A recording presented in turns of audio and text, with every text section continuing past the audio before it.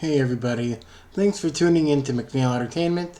It has been a very long time, and as you automatically see in the background here, well, we already know what we're going to be watching. Trump gives first interview since guilty verdict in criminal trial. The video after this will be me reacting and watching to Trump's speech after his verdict and whatever. I honestly will say that I'm actually more surprised than ever that a lot of Republicans out there are now really going to be voting for Trump come November. I have never seen Republicans like this, ever. I guess the closest time I have ever seen Republicans act like this was, I want to say, 2020, maybe 2016, somewhere around there. And I'm just really surprised, actually, because I did not even know that a president or a former president can be able to run for office again if he's been convicted, well, to become a convicted felon. And Democrats and Republicans, there's opinions of both sides of the aisle. And I just still can't believe that a lot of Democrats are celebrating, whereas a lot of Republicans, they're pumped come November. And where do I stand on this? I may be an independent, but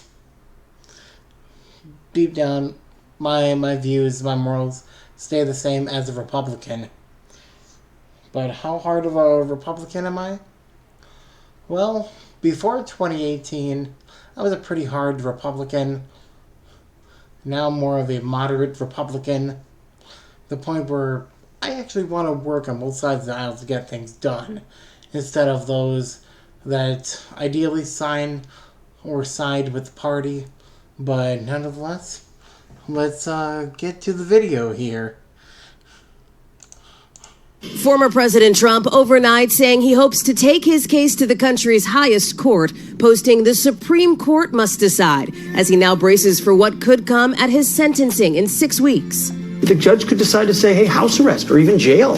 How do you face what that could look like? I'm okay with it. An extraordinary moment after his unprecedented felony conviction on 34 counts of falsifying business records. The penalty is now ranging from probation to prison time, which is technically possible, legal experts say, but highly unlikely. I'm not sure the public would stand for it. I think it would be tough for the public to take. You know, at a certain point, there's a breaking point. That ominous-sounding suggestion coming in an interview before Mr. Trump's appearance at a UFC fight Saturday night, as he also tries to distance himself from those lock her up chants about his 2016 opponent, Hillary Clinton. Oh, I forgot about that. Lock her up.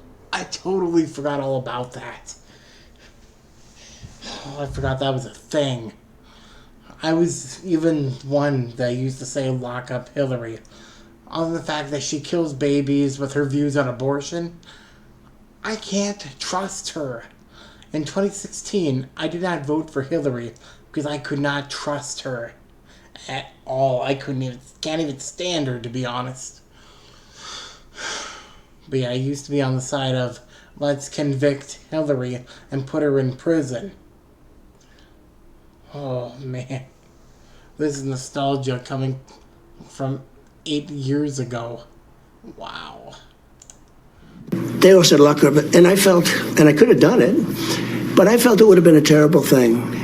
And then this happened to me. Hillary Clinton, I didn't say lock her up, but the people would all say lock her up, lock her up. In reality, though Clinton was never convicted of any crime, Mr. Trump did say lock her up repeatedly. For what she's done, they should lock her up. Lock her up is right.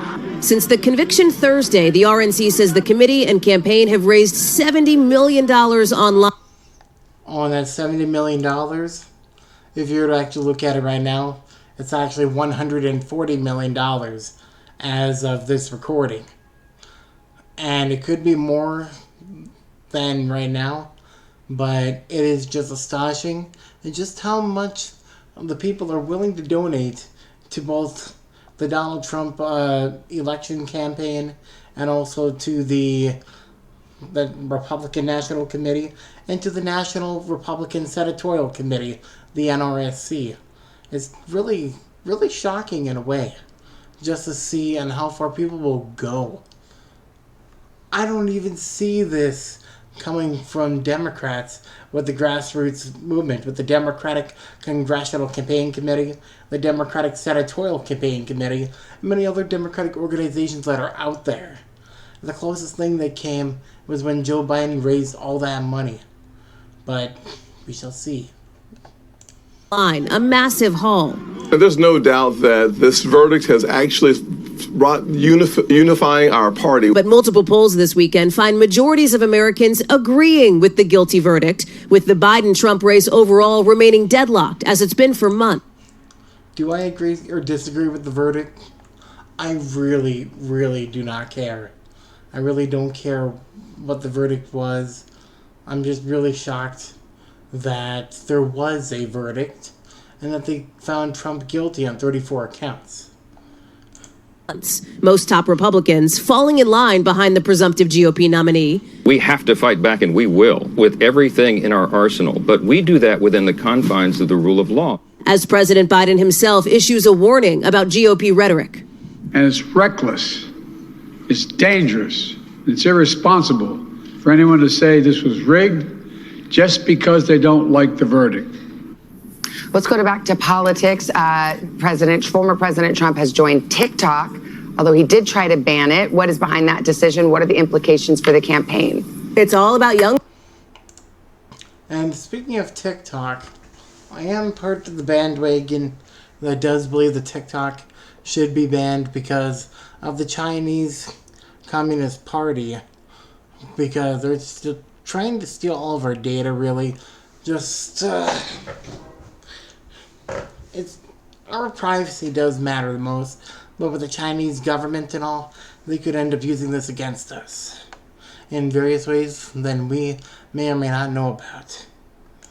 Voters, Savannah, you won't be surprised to hear the Trump campaign says that's who they want to reach with this move, and that they, in their words, refuse to cede any ground to President Biden and the Democrats. Now, the Biden campaign is already on the app, even after both candidates have taken steps that could ban TikTok because of concerns about that Chinese-based parent company. Mr. Trump had that executive order while he was in office. President Biden has signed into law a bill that would force a ban unless TikTok spun off. Savannah? They both want to ban it, but while it's existing, they want those voters, Hallie. Thank you very much. Hey, thanks for watching. Don't miss.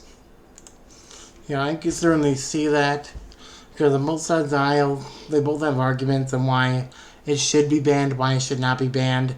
Yes, I can see with the First Amendment and all, but you have to think about it, the security of our nation, national security does come at a great risk.